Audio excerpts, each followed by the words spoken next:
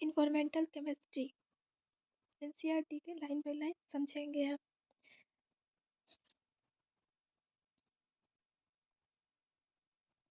You have already studied about environmental in your earlier classes.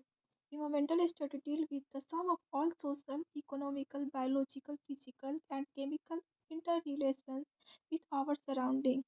Environmental study में हम social, economical, biological, physical, chemical के inter relation के बारे में हम पढ़ते हैं।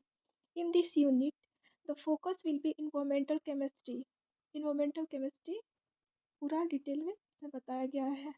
Environmental chemistry deal with the study of the origin, transport, reaction, effect and fate of chemical species in the environment. Environmental pollution is the effect of undesirable changes in our surrounding that have harmful effect on plants, animal and human being. Environmental pollution में क्या होता है, जैसे environment में undesirable है, जिसकी जरूरत नहीं है, वो वो चेंजेस आ जाती है जो कि इफेक्ट देता है, हार्मफुल इफेक्ट देता है प्लांट को, एनिमल को, ह्यूमन बींग को, उसे हम इन्वायरमेंटल पोल्यूशन बोलते हैं। substances which causes pollution is known as pollutant। और जो पोल्यूशन करता है उसे हम पोल्यूटेंट बोलते हैं। पोल्यूटेंट सॉलिड भी हो सकता है, लिक्विड भी होता है, गैसियस भी होता है, जो कि नेचर में ग्रेट कंसंट्रेशन उसका ज़्यादा हो जाता है, एबंडेंस जितना उसका ज़रूरत नहीं है, और ये ह्यूमन एक्टिविटी के द्वारा भी हो सकता है और नेचुरल भी हो सकता है। Do you know an average human being require nearly 12 to 15 times more air than food? हम जितना भोजन लेते हैं उससे ज़्यादा, उससे 12 से 15 गुना हमें एयर की ज़रूरत होती है। So even a small amount of pollutant in air becomes significant compared to similar level present in the food। तो हम स्मॉल अमाउंट भी एयर, पोल्यूटेड एयर हमारे शरीर में गया तो हमारे बॉडी को हार्मफुल इफेक्ट देगा। Pollutant can be degradable like discard vegetable which rapidly break down by natural process। Pollution degradable भी हो सकता है, जैसे कि वेजिटेबल है, वो नेचुरल प्रोसेस के द्वारा डिग्रेड हो जाता है, मतलब मिट्टी मिल जाता है। On the other hand, pollutants which are slowly degradable remain in the environment in an unchanged form for many decades. और कुछ पोल्यूटेंट ऐसे भी होते हैं जो स्लोली डिग्रेड करते हैं या फिर करते ही नहीं है। वो क्या होता है, वो इन्वायरमेंट को पोल्यूट करता है। जैसे डीडीटी है, डाइफिनाइल ट्राइक्लोरोइथेन, इसका फुल फॉर्म है। प्लास्टिक मटेरियल है, हैवी मेटल है, केमिकल है, न्यूक्लियर वेस्ट है, जैसे इन्वायरमेंट में अगर रिलीज हो जाते हैं तो ये बहुत डिफिकल्ट होता है इन्हें रिमूव करना। This pollutant can not be degraded by natural process. जो डीडीटी होता है, हैवी मेटल होता है, प्लास्टिक होता है, वो डिग्रेड नहीं होता है नेचुरल प्रोसेस से, और वो क्या करता है, हार्मफुल हो जाता है लिविंग ऑर्गेनिज्म के लिए। In the process of environmental pollution, pollutant originate from source and get transport by air, water and dump into the soil by human activity. जो नॉन बायोडिग्रेडेबल पोल्यूटेंट है, वो सोर्स से निकल के, जैसे इंडस्ट्री से, होम से निकल के ट्रांसपोर्ट होते हैं और एयर, वाटर, सॉइल में मिल जाते हैं ह्यूमन एक्टिविटी के द्वारा। Atmospheric pollution, the atmosphere that surrounded the earth is not the same thickness at all height. जैसे ये अर्थ है, ये अर्थ है, इससे इससे एटमॉस्फेयर, अलग अलग एटमॉस्फेयर सराउंडेड रहते हैं। तो जो अर्थ से नज़दीक होता है उसे हम ट्रोपोस्फेयर बोलते हैं, ट्रोपोस्फेयर। और ट्रोपोस्फेयर के बाद जो सराउंड होता है उसे हम स्ट्रेटोस्फेयर बोलते हैं। और ये ट्रोपोस्फेयर जो होता है, ये अर्थ से 10 किलोमीटर दूरी पे होता है। और जो स्ट्रेटोस्फेयर होता है वो 10, ये 10 हो गया, ये 10 से 50 मतलब 40 किलोमीटर होता है। ये बिटवीन 10 टू 50 किलोमीटर के दूरी पे होता है। स्ट्रेटोस्फेयर कहाँ रहता है? 10 to 50 किलोमीटर अर्थ से रहता है। और सी लेवल, अर्थ के सी लेवल से। और ट्रोपोस्फेयर होता है वो 10 किलोमीटर होता है।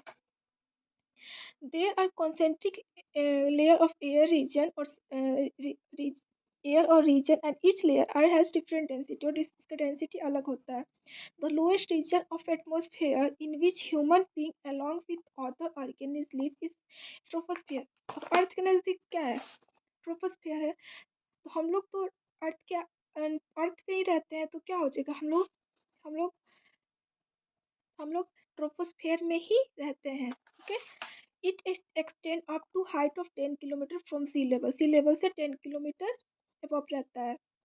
Above troposphere between 10 to 50 kilometre above sea level is stratosphere. और उससे 10 से 15 किलोमीटर पर क्या रहता है? स्ट्रेटोस्फियर रहता है।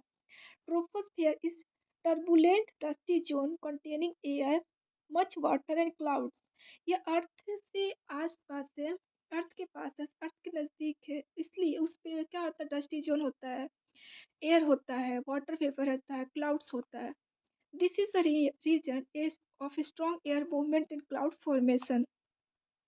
The stratosphere, on the other hand, contain dinitrogen, dioxygen, ozone and little water vapor. Stratosphere में क्या होता है? डाइनाइट्रोजन, N2, O2, O3 और water vapour. Atmospheric pollution is generally studied as tropospheric and stratospheric. Atmosphere के pollution के बारे में हम पढ़ रहे हैं, तो उसमें दो ज़्यादातर पढ़ते हैं, एक ट्रोपोस्फेरिक पोल्यूशन के बारे में और एक स्ट्रेटोस्फेरिक पोल्यूशन के बारे में। The process of ozone in stratosphere prevent 99.5% of sun's harmful UV radiation from reaching the Earth's surface and thereby protecting human and other animals from its effect. जो सन से यूवी रेज आती है, उसे stratosphere में जो ओजोन प्रेजेंट रहता है, उससे 99.5% तक उस हार्मफुल अल्ट्रावायलेट को रोकता है। कौन? स्ट्रेटोस्फियर में present ozone.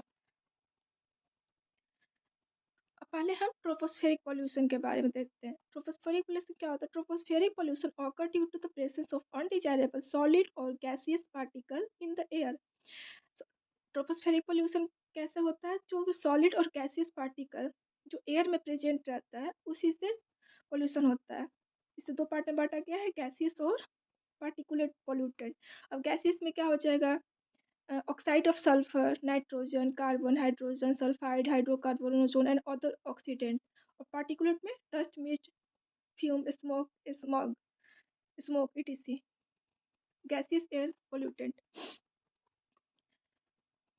Oxide of sulfur are produced when sulfur containing fossil fuel is burned. जैसे सल्फर कंटेंट किसी जो चीज़ में सल्फर है, उससे हम जलाएंगे फ्यूल को, तो क्या होगा? सल्फर रिलीज होगा, ऑक्सीजन से रिएक्ट करके सल्फर डाइऑक्साइड बन जाएगा, जो कि पोल्यूशन फैलाता है। The most common of sulfur dioxide is a gas that is poisonous to both. Sulphur dioxide क्या होता है? एनिमल और प्लांट दोनों के लिए पॉइजनस होता है। It has been reported that even low concentration of sulfur dioxide causes respiratory disease, asthma, bronchitis, emphysema in human being. Low concentration का भी सल्फर डाइऑक्साइड रिस्पायरेटरी सिस्टम को डैमेज करता है, और जिससे डिजीज होता है asthma, bronchitis, emphysema human being में। Sulphur dioxide causes irritation to the eye, कि आई में इरिटेशन भी करवाता है, रिजल्टिंग इन टीयर और रेडनेस, जिससे आँख में पानी आ जाता है या फिर आँख लाल हो जाता है। High concentration of SO2 lead to stiffness of flower buds which eventually fall off from plant. High concentration में SO2 का कंसेंट्रेशन हाई हो जब होता है, तो फ्लावर बर्ड क्या होता है? वो टूट के गिरने लगते हैं। Uncatalysed oxidation of sulphur dioxide is slow. जैसे किसी कैटलिस्ट का अगर हम ना यूज करके ना यूज करके SO2 का फॉर्मेशन जब होता है तो बहुत स्लोली होता है। The presence of particulate matter in polluted air catalyse the oxidation of sulphur dioxide two sulphur trioxide. अब जैसे SO2 है वो ऑक्सीजन रिएक्ट करके क्या बनाता है, SO3।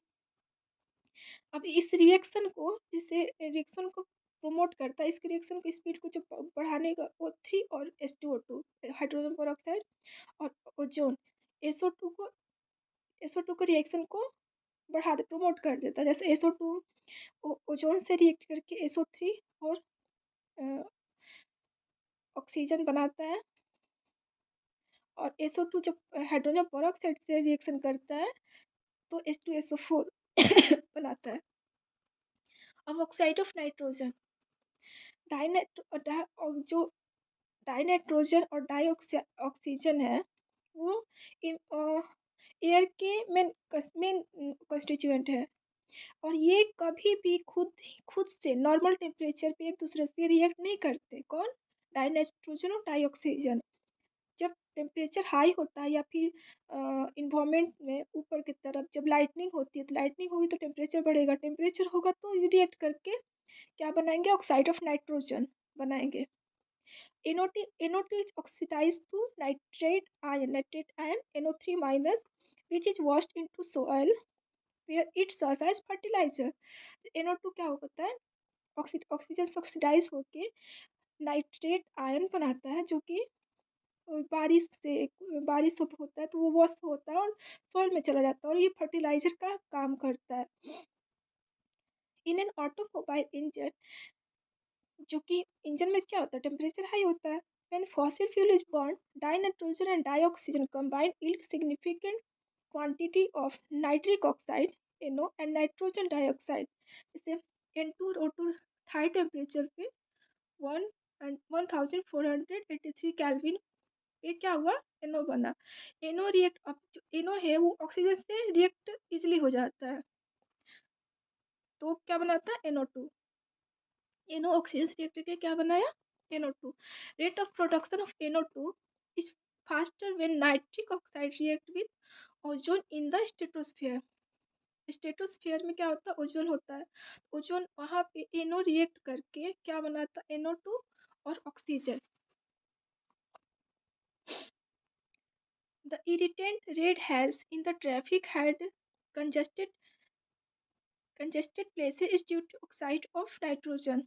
जो irritant red haze होता है ट्रैफिक में, वो नाइट्रोजन डाइऑक्साइड, नाइट्रोजन के ऑक्साइड से ही होता है। Higher concentration of NO2 damage the leaf of plant and retard the rate of photosynthesis। NO2 जब का concentration जब हाई हो जाता है तो वो फोटोसिंथेसिस को रेट को कम कर देता है, क्योंकि वो लीफ को डैमेज करता है और लीफ से ही फोटोसिंथेसिस होता है। Nitrogen dioxide is a lung irritant that can lead to acute respiratory disease in children. वो लंग को भी इफेक्ट करता है, जो कि एक्यूट रेस्पिरेटरी डिजीज होता है, जो बच्चों में ज़्यादा होता है। It is toxic to living tissue को भी के लिए भी टॉक्सिक है। Nitrogen dioxide is harmful to various textile fibre and metal. ये टेक्सटाइल में और मेटल के लिए भी हार्मफुल होता है। हाइड्रोकार्बन, हाइड्रोकार्बन कंपोज्ड ऑफ, उसमें हाइड्रोकार्बन है, हाइड्रो, इसी नाम से ही पता चल रहा है कि उसमें हाइड्रोजन और कार्बन होता है। एंड और ये कैसे फॉर्मेशन होता है, इनकम्प्लीट कंबसन की वजह से, ऑटोमोबाइल फ्यूल के इनकम्प्लीट कंबसन से हाइड्रोकार्बन का फॉर्मेशन होता है, और ये कार्सिनोजेन होता है। कार्सिनोजेन का मतलब कैंसर कॉज करता है। They harm plant by causing ageing, they harm plant by causing ageing, वो प्लांट को मतलब जल्दी वो करता है,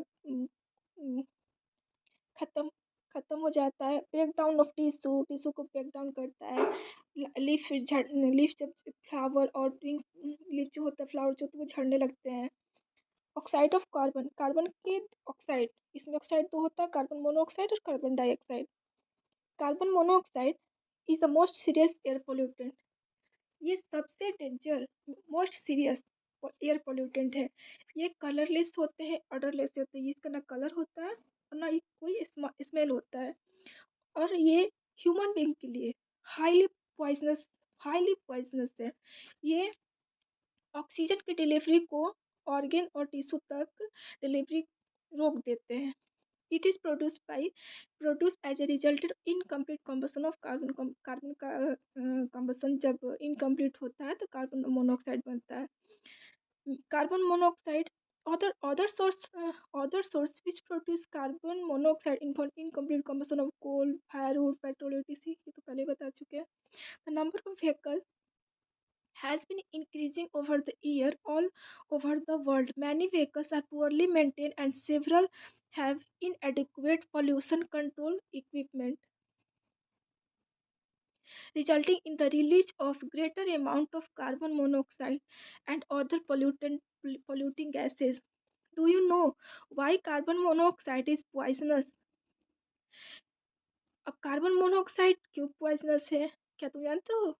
नहीं जानते हो तो जान लो। ये it bind to haemoglobin to form carboxy haemoglobin.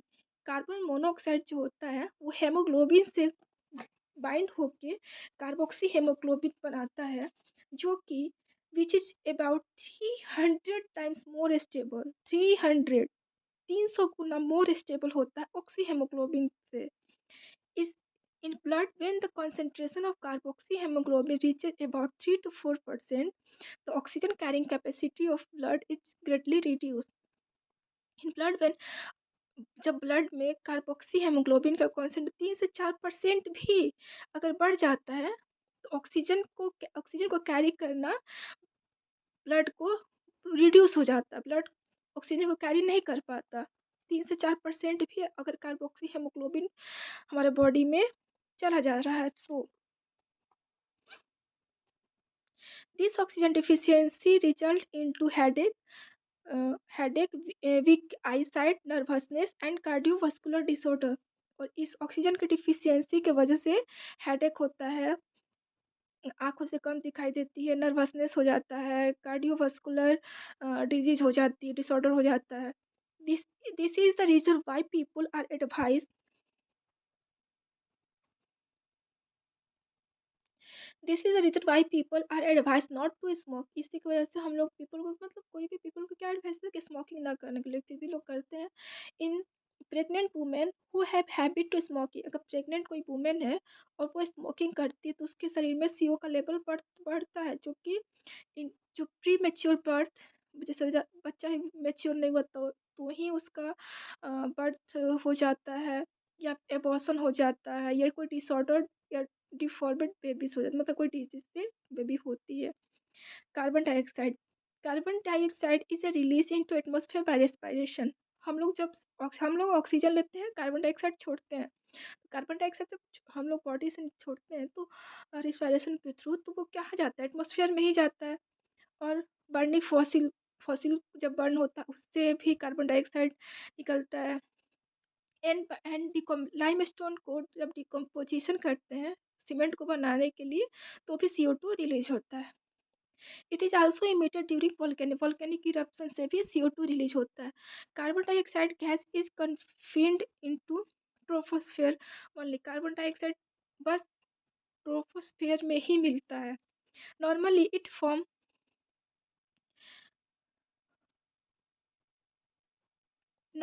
form about 0.03% of volume of the atmosphere। Normal यह इन्वायरमेंट में नॉर्मली 0.03% ही एटमॉस्फेयर में होते हैं। With the increased use of fossil fuel a large amount of carbon dioxide gets release into atmosphere. हम लोग fossil fuel का ज़्यादा यूज करने से कार्बन डाइऑक्साइड एटमॉस्फेयर में रिलीज होता है। Excess of CO2 in the air is removed by green plant and this maintain an appropriate level of CO2 in the atmosphere.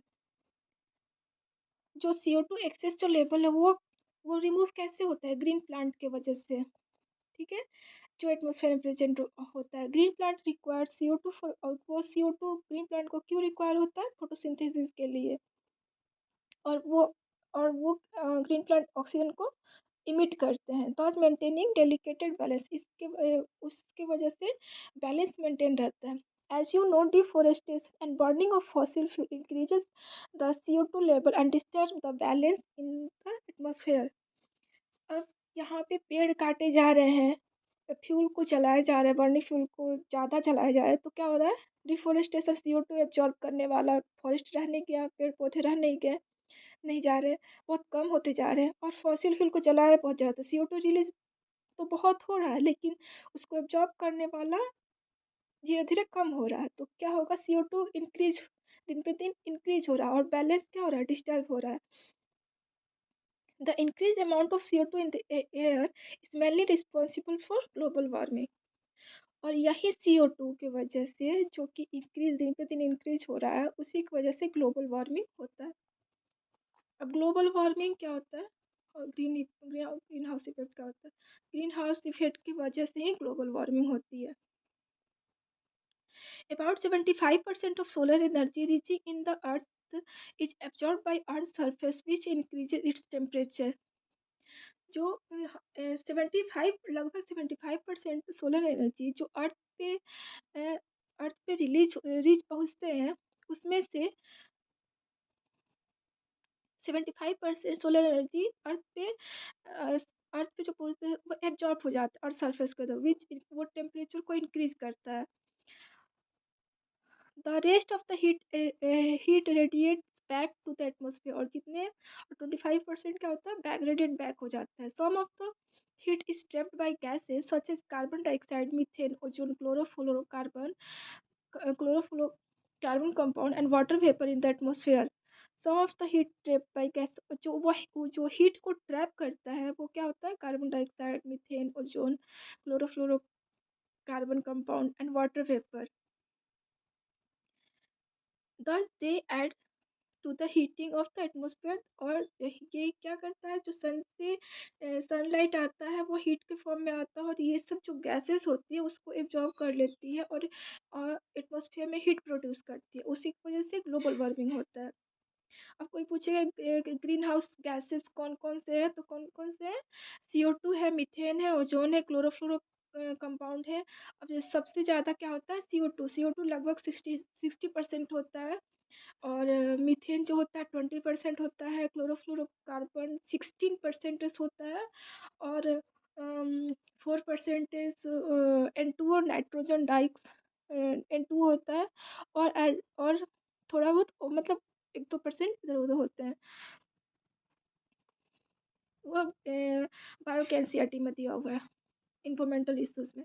We all know that in cold places flowers, vegetable, fruits are grown in glasses covered area called greenhouses। जो cold places में, जैसे जहाँ ठंडी पड़ती है वहाँ पे, ठंडी में तो टेम्परेचर नहीं होगा तो फोटोसिंथेसिस नहीं हो पाएगा, तो वहाँ पे ग्रीन हाउस से ही फोटोसिंथेसिस करवा के फ्रूट्स को ग्रो करवा, वेजिटेबल को ग्रो करवाते हैं। We are not surrounded by glass. हम लोग ग्लास से तो सराउंड नहीं है, लेकिन बट एयर का जो ब्लैंकेट एटमोसफियर वो भी ग्लास की तरह ही काम करता है, विच कीप द टेम्परेचर और अर्थ कांस्टेंट फॉर सेंचुरी। मतलब शुरू से ही हमारे टेम्परेचर को अर्थ वही मेंटेन किया है, but it is now undergoing changes through slowly, just as the glass in a greenhouse hold the sun warmth inside atmosphere trap the sun's heat near the earth's surface and keep the warm। Atmosphere heat को trap करके warm कर रहे हैं अर्थ को, earth surface को। This is called natural green house. ये क्या है, नेचुरल ग्रीन हाउस इफेक्ट है, जो कि जरूरत है, नहीं तो टेम्परेचर बहुत लो हो जाएगा, हम जिससे हम लोग सर्वाइव नहीं कर पाएंगे। Because it maintain the temperature and make the earth perfect for life in A green house. Solar radiation pass through the transparent glasses and heat up the soil and plant। The warm soil and plant emit infrared radiation. Since glass is opaque to infrared radiation, it is partially reflected and partially absorb this radiation। uh, जो the warm soul plant जो होते हैं वो infrared radiation emit करते हैं, और जो कि thermal glass is opaque to, वो मतलब उसको आ तो जाता है, लेकिन उसे बाहर नहीं निकलने देता, मतलब ओपेक ओपेक होता है जो उसे बाहर नहीं निकलने देता। It is partially reflected and partially absorb. This this mechanism keep the energy of the sun trapped in the greenhouse. और उससे क्या होता है, एनर्जी जो होता है वो अंदर ही रहता है. Similarly carbon dioxide molecule also trap heat. They are transparent to sunlight but not to the sunlight के लिए ट्रांसपेरेंट है लेकिन हीट रेडिएशन के लिए नहीं है. If the amount of carbon dioxide crosses to delicate proportion of 0.03%, the natural greenhouse balance may be disturbed. जैसे carbon dioxide nature में 0.03% प्रेजेंट है और इससे ज़्यादा प्रोपोर्शन में अगर अवेलेबल हो गया तो वो क्या करेगा, ग्रीन हाउस बैलेंस को डिस्टर्ब कर देगा. Carbon dioxide is major contribution of global warming, ये दूसरे बार लिखा है. Besides CO2, other greenhouse gases are methane, water vapor, nitrous oxide, CFC and ozone. Carbon dioxide के अलावा ग्रीन हाउस गैसेस कौन कौन से हैं? मीथेन है, वाटर वेपर है, नाइट्रस ऑक्साइड है, इंटू CFC है और ओजोन है. Methane is produce naturally when vegetation is burn, digest और rotten in the absence of oxygen. Methane कब प्रोड्यूस होता है? ऑब्सेंस, ऑक्सीजन के अब्सेंस में. कहाँ से? वेजिटेशन, जो सड़े गड़े जो वेजिटेबल होते हैं, डाइजेस्टिव रोटेन और रोटेन सड़े गड़े. लार्ज अमाउंट ऑफ मीथेन है रिलीज इन पैडी फील्ड. ये बहुत बार नीट में क्वेश्चन पूछा गया है और जेई में. लार्ज अमाउंट ऑफ मीथेन कहाँ से प्रोड्यूस होते हैं? पैडी फील्ड से, गोल्ड माइन से, from rotting garbage dump and by fossil fuel. Chlorofluorocarbon are man-made industrial chemical used in air conditioning etc. CFC are damaging the ozone layer. CFC जो हम लोग AC में, air conditioner में, refrigerator से, इसमें क्या होता है, क्लोरोफ्लोरोकार्बन होता है जो कि रिलीज होकर इन्वायरमेंट में जाता है, जो कि ओजोन लेयर को डैमेज करता है. Nitrous oxide occur naturally in the environment. Nitrous oxide क्या होता है? क्लोरोफ्लोरोकार्बन मैनमेड होता है, ठीक है, क्लोरोफ्लोरो मैनमेड है, लेकिन नाइट्रस ऑक्साइड नेचुरली इन्वायरमेंट में प्रेजेंट है. In recent year their quantity have increase significantly due to the use of chemical fertilizer and burning of fossil fuel. Fertilizer में ज़्यादा नाइट्रोजन होता है, इस समय केमिकल का, फर्टिलाइजर का ज़्यादा यूज हो रहा है, इसकी वजह से नाइट्रस ऑक्साइड का अमाउंट बढ़ते जा रहा है दिन पे दिन. If temperature will increases to level which may lead to melting of polar ice cap and flooding of low-lying area all over the earth. Increase in global temperature increase the incidence of infectious diseases like dengue, malaria, yellow fever and sleeping sickness. Global warming की वजह से, temperature बढ़ने की वजह से polar ice क्या हो रहा है? मेल्ट हो रहा है. मेल्ट हो रहा है तो फ्लोटिंग बाढ़ आएगा और इससे डिजीज होता है, malaria, fever, yellow fever, sleeping sickness. Think it over. What can we do to reduce the rate of global warming? If burning of fossil fuel, cutting down forests and trees add to greenhouse gases in the atmosphere, we must find a way to use these just efficiently and judiciously. जैसे हम लोग fossil fuel को burn करने से, forest को cut करने से green house gases atmosphere में अगर बढ़ रहे हैं, तो इसे ना करके ग्रीन हाउस गैसेस क्या होगा? कम होगा. तो हमें क्या करना चाहिए? प्लांट लगाओ, जो कि प्लांट लगाने से क्या, वो CO2 को एब्जॉर्ब करेगा. One of the simple thing which can we can do to reduce global warming to minimise the use of automobile. हम लोग ऑटोमोबाइल्स को कम से कम यूज करें. Depending upon the situation one can use bicycle. जैसे जैसे सिचुएशन के अनुसार हम लोग बाइक, जैसे थोड़े दूर जाना है तो क्या है, तो हम लोग कार से जाएंगे, तो उस पैसे नहीं, बाईसाइकिल का यूज़ कर सकते हो, पब्लिक ट्रांसपोर्ट, और go to carpool. We should plant more और more tree to increase green cover. Plant को ज़्यादा, ट्री को ज़्यादा प्लांट करना है. Avoid burning of dry leaves और वुड को जलाने से रोकना है. It is illegal to smoke in public place and workplace because it is harmful not only for the one who is smoking but also for other. जैसे illegal है, इस public में स्मोक करना इल्लीगल है, फिर भी लोग करते हैं। और जो स्मोकिंग कर रहा है उससे हार्म कम होता है, बजाय जो आसपास के लोग हैं उसे हार्मफुल ज़्यादा होता है, क्योंकि वो उससे जो स्मोक निकलता है, हम लोग वो पब्लिक में जो लोग हैं वो रिस्पायरेशन करते हैं तो उसके थ्रू बॉडी में वो स्मोक जाता है, कार्बन डाइऑक्साइड जाता है। Many people do not understand the greenhouse effect and global warming. We can help them sharing information that we have. मैं लोग बहुत सारे लोग हैं जो green house effect global warming नहीं जाए, उन्हें हम बता के समझा के इंफॉर्मेशन उनको देना चाहिए, जिसमें इसे ग्रीन हाउस इफेक्ट को ग्लोबल वार्मिंग को रोका जा सके, कम किया जा सके।